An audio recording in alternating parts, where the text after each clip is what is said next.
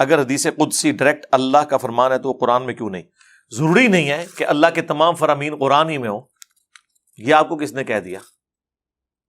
قرآن میں کئی ایک ایسی چیزیں ہیں جو اللہ تعالیٰ نے سنت کے ذریعے سکھائی ہیں. حدیث قدسی کو تو چھوڑ دیں, یہ تو بعد میں ڈسکس کریں گے.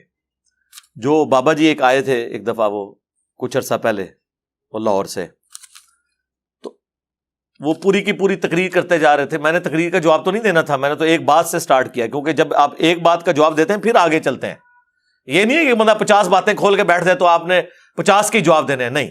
پہلے ایک بات سے سٹارٹ لیں تاکہ آپ کو یقین ہو یہ سیکھنے آیا ہے, جو کہ وہ نہیں آئے تھے, کیونکہ انہوں نے کہا کہ میں آج سنان آیا. پھر مجھے صبر آ کے میں نے کہا ٹھیک ہے سناؤ, پھر سننے جو مرضی سناؤ.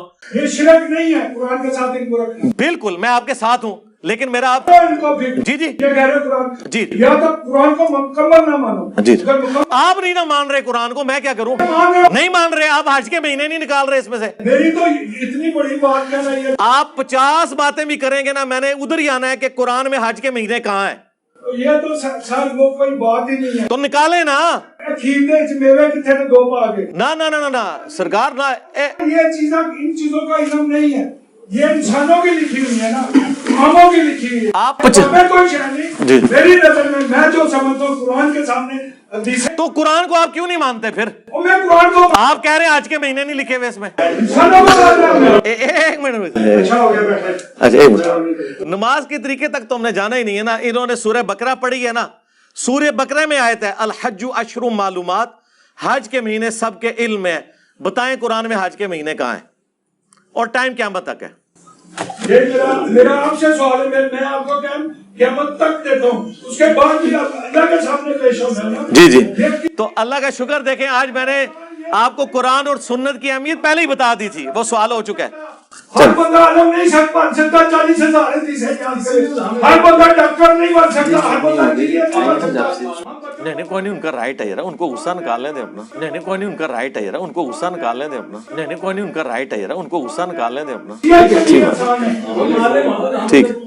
اچھا یار, آپ لوگوں میں سے کسی نے ان کے ساتھ نہیں ہونا, وہ میرے سے بات کر رہے ہیں. انکل جی حج کے مہینے, ایک سوال میں نے آپ سے پوچھا ہے, قرآن میں حج کے مہینے کہاں ہیں؟ اچھا نہیں, قرآن میں لکھا ہے الحج اشہر معلومات, حج کے مہینے سب کے علم میں. ان پڑھ ہوں تو پھر سیکھے نا, تو میں تو پڑھا لکھا ہوں نا. میرے پاس ہے, میں وہ بیان کرنے آیا ہوں. اچھا آپ بیان کر رہے ہیں, اچھا ٹھیک ہے, میں سمجھ گیا ہوں. ہاں یہ مسئلہ ہے, وہ آپ کو اللہ تعالیٰ سے ٹائم دیتے ہیں بیان کرنے کا, بالکل ٹھیک ہے. لیکن ہم بات پھر وہیں سے سٹارٹ کریں گے. جو آپ کا کلیم ہے نا کہ قرآن کے علاوہ یہ حدیث کی کتابیں شرک ہیں, تو ہم آپ سے پوچھیں گے قرآن میں اللہ تعالیٰ نے سورۃ البقرہ میں فرمایا الحج اشہر معلومات, حج کے مہینے سب کو معلوم ہے, تو قرآن نے حج کے مہینوں کا ذکر کیوں نہیں کیا؟ ان مہینوں کے نام قرآن میں کیوں نہیں آئے تاکہ ہمیں پتہ چل جاتا؟ اس لیے کہ اللہ نے خود ہی کہہ دیا ہے کہ سب کو معلوم ہے. اگر قرآن میں نازل ہوئے ہوتے نا تو یہ آیت یوں ہوتی کہ حج کے مہینے آپ کو بتا دیے گئے ہیں پہلے ہی. یہاں ہے کہ سب کو معلوم ہے, یعنی قرآن کے نزول سے پہلے بھی سب کو معلوم ہے حج کے مہینے کون سے ہیں, شوال, ذوالقعدہ اور ذوالحجہ. کیونکہ رمضان کے بعد لوگ حج کی تیاری شروع کر دیتے تھے, پیدل جو سفر کرنا ہوتا تھا. ویسے تو وہ ایکٹیویٹیز ذوالحجہ میں جا کے ہوتی ہے, لیکن وہ حج کے مہینے سارے ہیں, وہ شمار ہوتے ہیں. تو قرآن نے ہمیں سنت کی طرف دھکیلا. خود قرآن میں اللہ تعالیٰ فرماتا ہے جب تم اذان دیتے ہو تو تمہاری اذان کا مذاق اڑاتے ہیں. اسی طریقے سے سورۃ الجمعہ میں آیا کہ جب جمعے کے لیے اذان دی جائے تو مسجد کی طرف جاؤ. تو اذان کے الفاظ کدھر ہیں؟ قرآن میں کہیں الفاظ آئے ہیں اذان کے؟ سنت میں آئے ہیں. تو اس کا مطلب ہے کہ قرآن تو سنت کو پہلے ہی مانی ہوئی ہے. اسی لیے غامدی صاحب نے جملہ صحیح بولا تھا کہ سنت قرآن پر مقدم ہے. یہ مقدم سے مراد افضلیت والا نہیں, یعنی سنت پہلے تھی, قرآن بعد میں نازل ہوا ہے. مجھے بتائیں, یہ جو حج یا عمرہ کے موقع کے اوپر, خصوصاً حج تمتع کے لیے جانور قربان کرنا, یہ سنت ابراہیمی ہے نا؟ ایسا ہی ہے نا؟ حج سنت ابراہیمی ہے نا؟ تو یہ جو حج کی جو سنت ابراہیمی ہے, یہ قرآن کے نازل ہونے کے بعد سے ہے یا قرآن کے نازل ہونے سے پہلے سے ہے؟ پہلے سے. قرآن میں موجود ہے. ملت ابیکم ابراہیم ہوا سماکم المسلمین من قبل وفی ھذا، پیروی کرو اپنے باپ ابراہیم کی ملت کی جس نے قرآن کے نزول سے پہلے تمہارا نام مسلم رکھا تھا، اور اس کتاب میں بھی اللہ نے تمہارا نام مسلم رکھا۔ یہ قرآن میں بھی آ گیا کہ ابراہیم جو ہے، ہو سکتا ہے کل نو کوئی کہے کہ جی دسو ایک کتنے لکھے ہے کہ ابراہیم قرآن سے پہلے کے ہیں، یہ بھی قرآن لکھا ہے۔ ملت ابیکم ابراہیم ہوا سماکم المسلمین من قبل وفی ھذا، اس سے پہلے ابراہیم نے تمہارا نام مسلم رکھا، اور اس کتاب میں بھی اللہ نے نام مسلم رکھا۔ اچھا، ابراہیم قرآن سے پہلے ہیں تو حج تو پہلے سے چل رہا ہے، اس کا مطلب ہے سنت ابراہیمی قرآن سے مقدم ہے، پہلے سے چل رہی ہے۔ سنت ابراہیمی جو چل رہی تھی اس کو قرآن نے آ کے انڈورس کیا، جو غلطیاں تھیں وہ ہائی لائٹ کی، نبی الاسلام کے ذریعے شریعت کی خرابیاں دور کی گئیں۔ سمجھ آ گئی آپ کو بات؟ سمجھ آ رہی ہے نا؟ ہاں، تو یہ قرآن ہی نے ہماری رہنمائی کی ہے سنت کی طرف۔ تو وہ سوال کیا تھا؟ ہاں، حدیث قدسی۔ تو لہٰذا اب یہ تو سوال بہت چھوٹا رہ گیا نا، تو جتنی سنتیں ہیں، نماز کا طریقہ، حج کا پورا طریقہ، نماز میں پڑھے جانے والے اذکار، یہ سب کی سب چیزیں سنت سے ٹرانسفر ہوئی ہیں۔ اسی میں اگر ایک حدیث قدسی بھی ٹرانسفر ہو گئی تو کوئی فرق پڑتا ہی نہیں۔ قرآن میں ہے کہ ہم نے تمہیں مکے میں حکم دیا تھا کفو ایدیکم، سورہ النساء میں، کہ اپنے ہاتھوں کو بندہ رکھنا ہے، جہاد کی اجازت مدینے میں ملے گی، لیکن پورے قرآن میں کہیں آیت موجود نہیں کفو ایدیکم۔ اگر یہ لکھا ہوا ہے قرآن میں کہ ہم نے مکے میں حکم دیا تھا کہ تم نے ہاتھوں کو بندہ رکھنا ہے، تو کسی مکی صورت میں یہ آیت ہونی چاہیے تھی، نہیں ہے، سنت کے ذریعے حکم دیا گیا تھا۔ تو اسی طریقے سے نبی علیہ السلام نے بھی کچھ اللہ تعالیٰ کے فرامین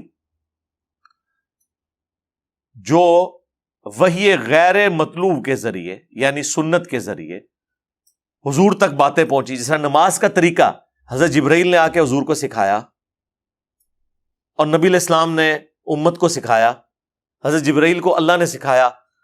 تو اب آپ کہیں گے نماز کا طریقہ اگر اللہ نے سکھایا تھا تو قرآن میں کیوں نہیں ہے؟ سمجھ آئی بات کی؟ اگر نماز کا طریقہ اللہ نے سکھایا تھا تو قرآن میں کیوں نہیں ہے؟ اس لیے کہ سنت میں آ گیا۔ تو حدیث قدسی اگر اللہ کا فرمان تھی تو قرآن میں کیوں نہیں ہے؟ اس لیے کہ سنت میں آ گئی۔ جس طرح مسلم شریف میں حدیث قدسی ہے مشہور کہ اللہ تعالیٰ فرماتا ہے میں نے نماز اپنے اور اپنے بندے کے درمیان برابر تقسیم کر لی ہے، آدھی میرے لیے آدھی اس کے لیے۔ جب میرا بندہ کہتا ہے الحمدللہ رب العالمین، میں کہتا ہوں میرے بندے نے میری حمد کی۔ جب وہ کہتا ہے الرحمن الرحیم، تو میں کہتا ہوں میرے بندے نے میری ثنا بیان کی۔ جب وہ کہتا ہے مالک یوم الدین، تو میں کہتا ہوں میرے بندے نے میری بزرگی کا اعتراف کر لیا کہ قیامت کے دن کا مالک میں ہوں۔ اور جب وہ کہتا ہے ایاک نعبد و ایاک نستعین، تو یہ میرے اور میرے بندے کے درمیان کامن بانڈ ہے، یہ کامن بانڈ ہے، ایاک نعبد و ایاک نستعین، عبادت تیری کریں گے، دعا تجھ سے مانگیں گے۔ اور جب وہ کہتا ہے اہدنا الصراط المستقیم صراط الذین انعمت علیہم غیر المغضوب علیہم ولا الضالین آمین، تو میرے بندے نے جو مجھ سے مانگا میں نے اسے عطا کر دیا۔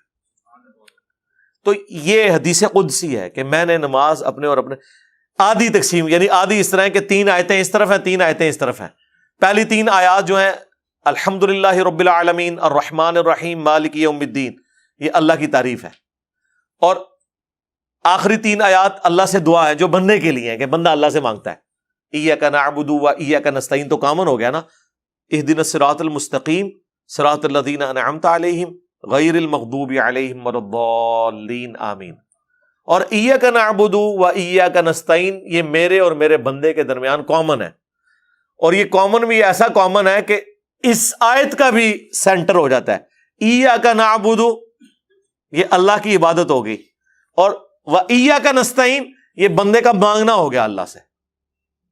تو سورہ فاتحہ ایگزیکٹ 2 ٹکڑے ہو جاتی ہے، ایاک نعبد و ایاک نستعین، و ایاک نستعین میں جو واو ہے نا، یہ ہے سینٹر سورہ فاتحہ کا۔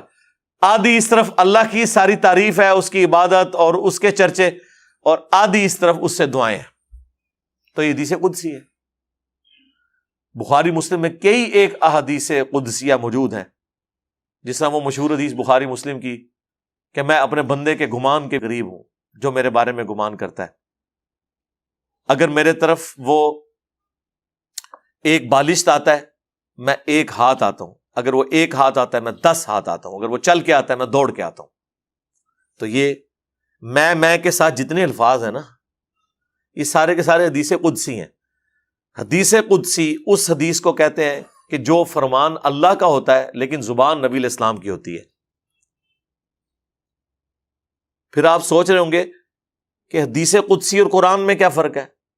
حدیث قدسی اور قرآن میں فرق یہ ہے کہ قرآن میں جو اللہ تعالیٰ کے فرامین ہیں اس میں نبی علیہ السلام نے انہیں اپنے الفاظ میں بیان نہیں کیا بلکہ من و عن اس طرح ٹرانسفر کیا ہے.